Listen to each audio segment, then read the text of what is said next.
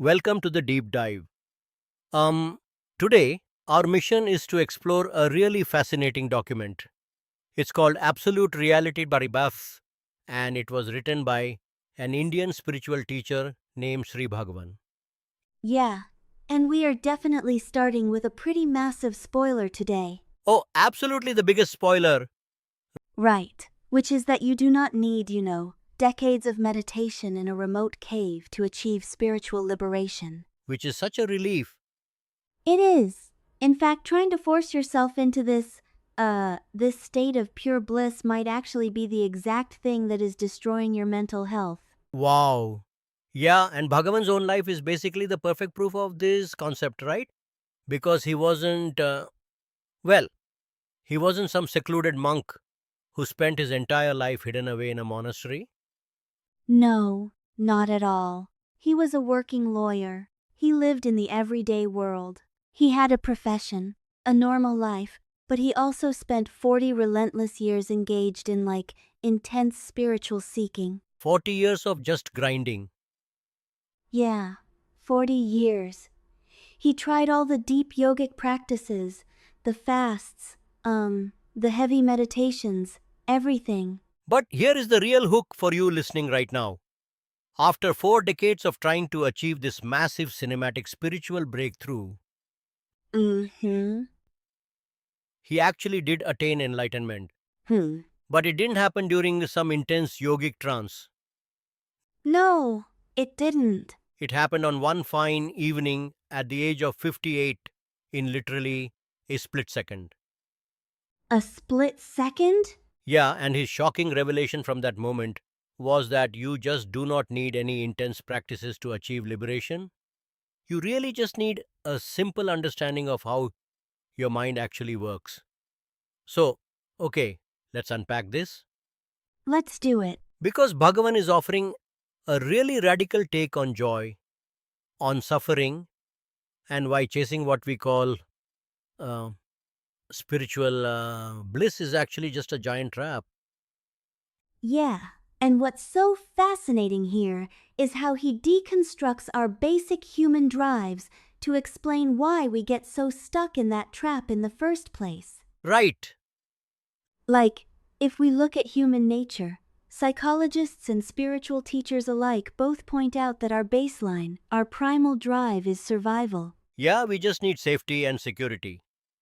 Exactly. But the very second we feel safe, the instant that happens, the immediate next drive kicks in. We want pleasure, we want the upgrade basically. Yeah. Oh, okay. Like, if we have a roof, we want a nicer roof. If we feel okay, we want to feel amazing. Right. And in the spiritual context, this ultimate pleasure or joy is called ananthem, which is often translated as bliss. And we are biologically and psychologically hardwired to chase it. We just can't help it. No, we can't. And Bhagavan illustrates the absurdity of this condition perfectly. He uses this story about a character named Mullah Nasiruddin. Oh, I love this one in the notes. Let me just lay out what happens here because it is so funny. Go for it. So, Mullah Nasiruddin works at this institution and it's payday. The cashier hands Mullah his salary and Mullah counts it and he realizes he has been overpaid by exactly 100 rupees. Nice little bonus. Right. So he pockets the cash, says absolutely nothing, and calmly walks away. Yeah. But the next month, payday rolls around again.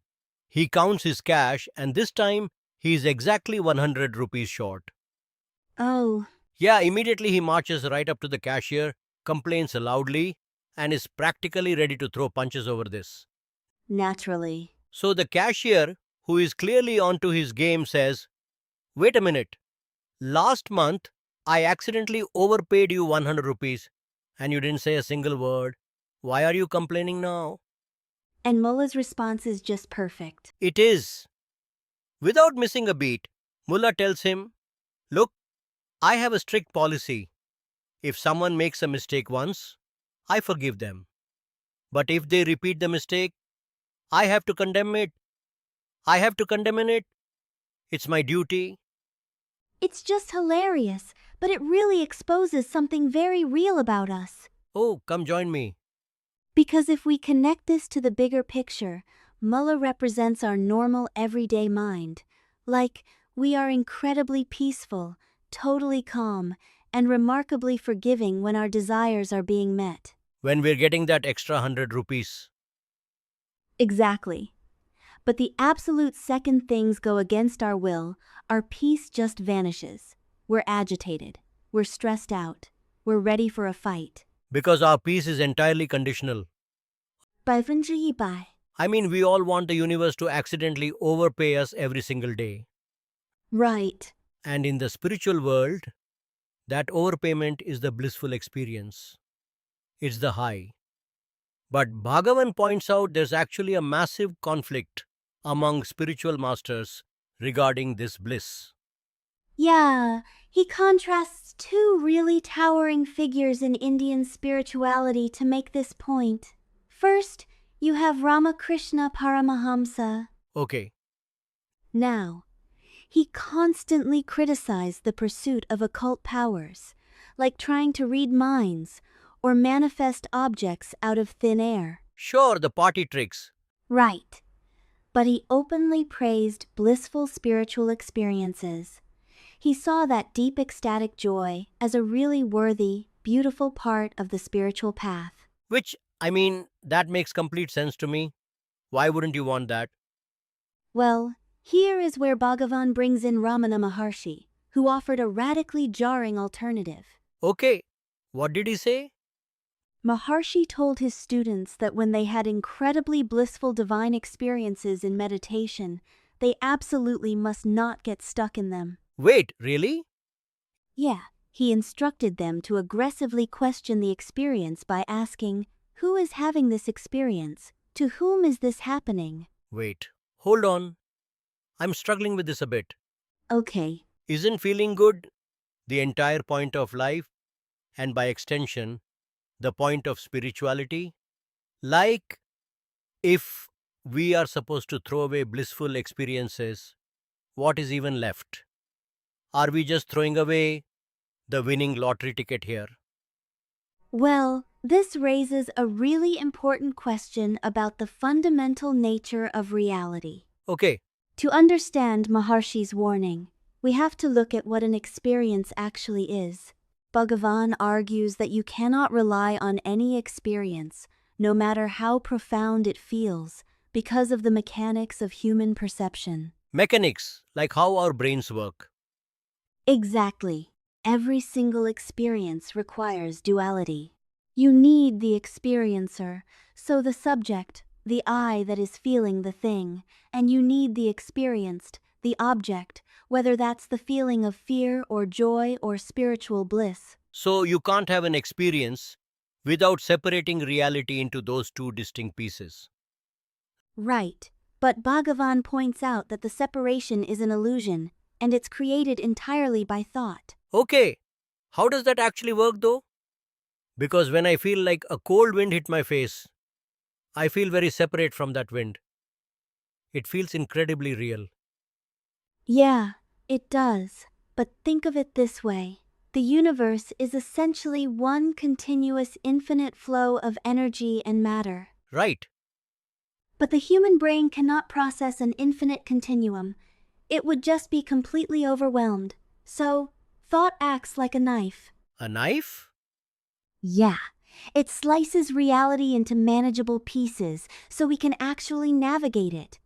It creates the concept of me over here and the cold wind over there. Oh, wow. It does the exact same thing when you're dreaming. Like, when you're asleep and dreaming that you were climbing a mountain, your mind is generating the mountain, right? Yeah, obviously. But it is also generating the you that is climbing the mountain. That separation only exists in the brain's processing software, not in actual reality. So, the I that feels the bliss is just as temporary and constructed as the bliss itself. Exactly. And Bhagavad takes this a step further, grounding it in actual biology. He claims that all spiritual or blissful experiences even the really wild ones, like out-of-body astral projections or deep trances, Yeah, they are fundamentally just chemical changes in the physical nervous system. wait, what?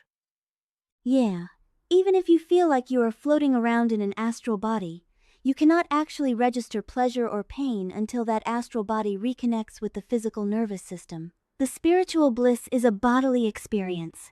It's just masking itself under the label of divine. Oh, wow. Okay, here's where it gets really interesting. So, you're saying a spiritual high is basically just a neurological sugar rush. That is a perfect way to describe it. And just like we can't eat cake for every single meal without getting sick, we can't exist purely in a state of ecstatic bliss. Right, you'd break down. The text actually makes that exact comparison. It says that just like a diabetic, eating too much sweet food will destroy their physical health. Chasing bodily spiritual pleasure beyond its limit will actually break down a person's physical and mental health. It is a profound biological limit. The body is designed to function within a strict boundary of homeostasis. It wants balance. Right. If you push the nervous system constantly with extreme experiences, even really joyful ones, the chemical changes will eventually become toxic. Shit! The pleasure literally tips over into pain. You wear out your own machinery by over-revving the engine. So, if we are biologically incapable of sustaining this chemical bliss and we inevitably start feeling the pain of that crash, what do we normally do? We try to fight it. Exactly. We try to block out the pain. We try to use our intellect to lock down our minds, build a wall against negative thoughts, and just force ourselves to only feel good things. Which Bhagavad argues is not just difficult, it's fundamentally impossible. Impossible? Totally. And he illustrates this with this brilliant story about a king who was desperately looking for a way to stay young forever. Ooh, I like where this is going. So, a new physician comes to the king's court and says, "I have the perfect medicine. You just have to take it once a day for 40 days. Sounds easy enough. Yeah, right. But there is a catch. The physician warns the king, "While you are taking this medicine, under absolutely no circumstances can you think of a monkey." A monkey, which sounds incredibly easy for a king with an entire kingdom to run. Right? He laughs it off entirely. He's like, "No problem." But the next day, he goes to take the medicine. His hand touches the bottle, and immediately a monkey pops into his head. Of course it does. So, he can't take the potion. The next day, same thing. He reaches for the bottle monkey. He is completely stuck. Yeah? So, he holds a court assembly and asks his ministers for a solution, and this old minister steps up with what sounds like a very logical, intellectual strategy. The classic intellectual workaround. Right. He tells the king, "Your Majesty, the mind can only hold one thought at a time. When you go to take the medicine, don't try to empty your mind. Instead, willfully and intensely think of an elephant. Uh-huh. If your mind is full of the elephant, there is no room for the monkey." You know, I have absolutely tried this exact mental trick. Oh, we all have. You tell yourself, don't think about being nervous for this presentation. Just think about what you're having for lunch. Yeah, And it never works. never. So the king tries it. Mm-hmm. He concentrates all his mental power on picturing this elephant.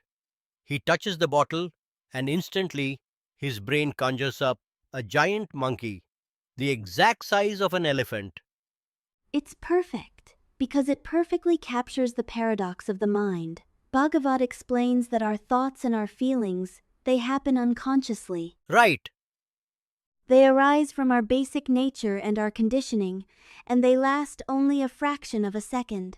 They come on their own, and if you leave them alone, they fade on their own. The text compares it to striking a piano key, right? Yes. Like you press the key, the note rings out, and then it just naturally decays and fades into silence. You don't have to do anything to stop the sound. Exactly. But when we judge a thought, when we say, I shouldn't be thinking about a monkey, or I shouldn't be feeling sad, we are actively fighting the thought. Hmm? Hmm. And by fighting it, we are basically pressing that piano key again. We give the thought new life. Our resistance to the experience becomes the very thing that sustains the experience. Okay, but let me challenge this, because I can hear the listener thinking exactly what I'm thinking right now. Bring it on. If our thoughts aren't under our control, and we are just supposed to let bad, angry, or dark thoughts happen without fighting them, aren't we gonna do terrible things? That's the fear, yeah. Like, doesn't the intellect have to step in as a bouncer to keep us from acting like monsters? It's a great question, and Bhagavad draws a really crucial distinction here. Your internal thoughts are spontaneous and outside your control, but your external actions are a completely different story. Okay, how so? So, if a coworker insults you, the feeling of anger and the thought of retaliation will arise unconsciously. You cannot stop that initial flash of anger. Right, it just happens. But the intellect, the bouncer, as you called it, gets to decide whether you actually vocalize that anger or act on it physically. The external action is a choice. Ah, I see. But internally, psychologically, you must stop fighting the mind. When you try to regulate your internal experience, you divide your mind in two. You have the part that is angry and the part that is judging the anger. Right, you're fighting yourself. You create a self-contradiction, and that internal self-contradiction is the root of all psychological suffering. So, if we are biologically incapable of sustaining chemical bliss, and we are psychologically incapable of suppressing negative thoughts by fighting them, what is actually left? The real question. Yeah, if we stop doing both of those things, what is the baseline state of the human mind? Well, this leads directly to Bhagavan's definition of samadhi. Samadhi? Okay, We usually translate samadhi as trance or enlightenment, and we picture someone glowing in the dark, levitating in a temple somewhere. floating a few feet off the ground, yeah. Right. But Bhagavan strips all that mysticism away. Samadhi is not a crazy magical experience. It is simply equanimity. It is the state of knowing without knowing. Knowing without knowing. And he uses two incredibly grounding analogies to explain this, starting with the tongue. Okay, the tongue, like tasting things. Yeah, we have 6 tastes: sweet, sour, bitter, salty, astringent, and pungent. Right. When we are eating a lemon, the tongue is highly active. It's highly conscious of the sourness. But what happens when we aren't eating anything? The tongue doesn't cease to exist. It isn't dead. Right, it's still there. It is resting in a state of pure sensitivity. It's silent, but it is ready. It is conscious of itself, but it isn't tasting any specific thing. It is simply in a state of beingness. Okay, I like that. And the second analogy is even more profound, I think. The healthy body. Yeah, the healthy leg theory. Exactly. If you get a deep cut on your leg, suddenly you are acutely aware of your leg. You feel every step. You notice how your pants brush against it. You are highly conscious of the wound. Oh, I know this feeling intimately. We all do. I jammed my finger in a car door a few weeks ago, and suddenly I realized how often I use my left index finger. Every time I bumped it, I was agonizingly aware of it. But as it healed, that consciousness completely faded. Like when your body is perfectly healthy, you walk around totally unconscious of it. Exactly. A healthy body functions perfectly without you needing to be consciously aware of its functioning. It is consciously unconscious. Consciously unconscious. And Bhagavan argues that a healthy mind works exactly the same way. When the mind is wounded by struggle, by judgment, and self-contradiction, you are highly conscious of your thoughts. You are obsessing over them. But when you stop fighting, the mind heals. It heals.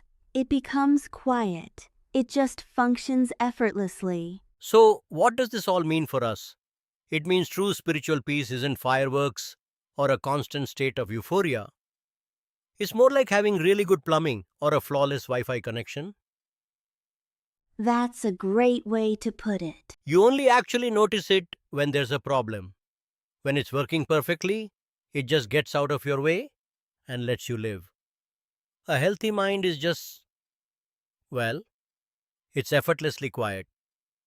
And it doesn't mean you stop experiencing life. You still taste the sweet food. You still feel the cool breeze. Right. But you don't cling to the sweet and you don't fight the cold. The base state of the mind remains undisturbed. Which really changes the entire goal of spirituality.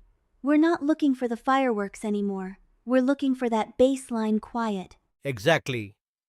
And this brings us to the ultimate destination of Bhagavan's text, absolute reality, or what he called Sat Darshan, the vision of reality. And once again, human beings completely overcomplicate this. Oh, of course we do. We expect the ultimate truth to be majestic. We really do. And there is a story in the text that captures this absurdity perfectly. Oh, the beggar story. Please tell this one. So, a spiritual seeker is desperately trying to find an all powerful legendary saint. He is wandering through a town, looking everywhere, and finally he asks a beggar on the street if he knows here where the saint is. Okay. The beggar gives him this incredibly elaborate quest. He tells the seeker, go to the Himalayas, find the Brahmatirtha river, cross it, take the path to the east, take the left fork, and you will find a massive rock blocking the path. Sounds like video game. It really does.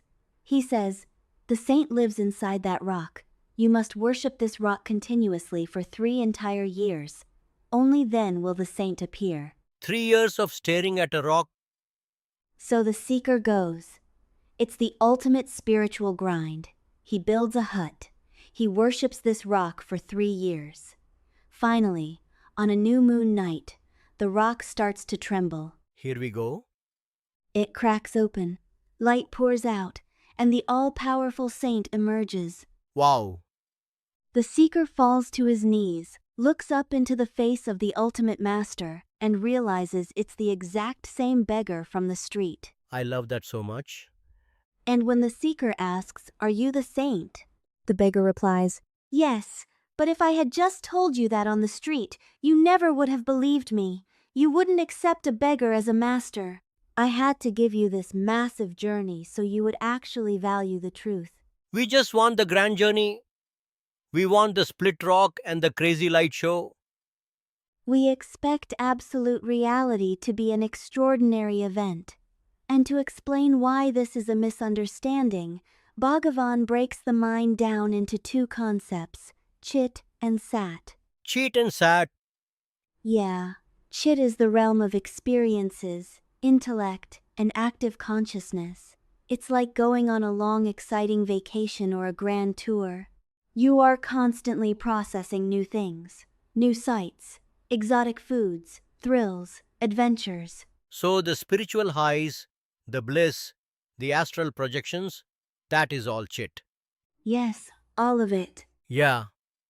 And the intellect processes Chit by constantly evaluating, categorizing, and reacting to every single stimulus. It is a highly active, really high energy state. Right. But no matter how incredible the tour is, what eventually happens? You get tired. Exactly. The sheer effort of processing all those experiences drains you. You get exhausted. You start missing your own bed. You just want to go home. You absolutely do. So liberation, which Bhagavan calls Sat, or pure beingness, is not an extension of that tour. It is not finding a better, more exotic vacation spot for your intellect to process. Okay. Liberation is the deep, unparalleled comfort of coming home, unlocking your front door, and simply sitting down in your own living room. The processing stops.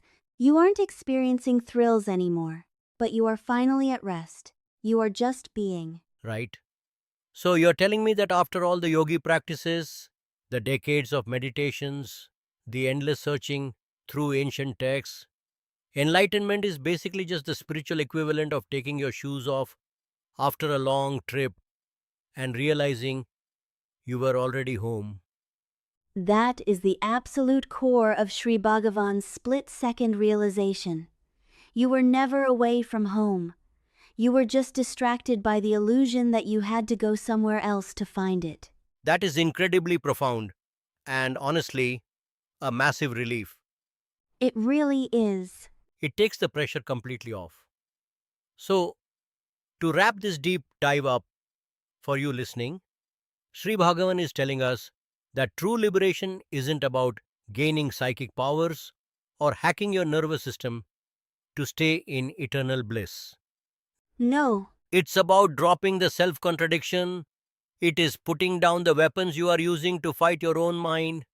True enlightenment is allowing your mind to exist as naturally, silently, and unconsciously as a healthy physical body. It's just being. beautifully said. And as we close today, I want to leave you with a final thought to mull over, applying this directly to your own life right now. Let's hear it. If every attempt to fix or regulate your mind actually just reinforces the illusion that you are broken, what would happen right now if you simply stopped trying to improve yourself and treated your mind like it was already perfectly healed?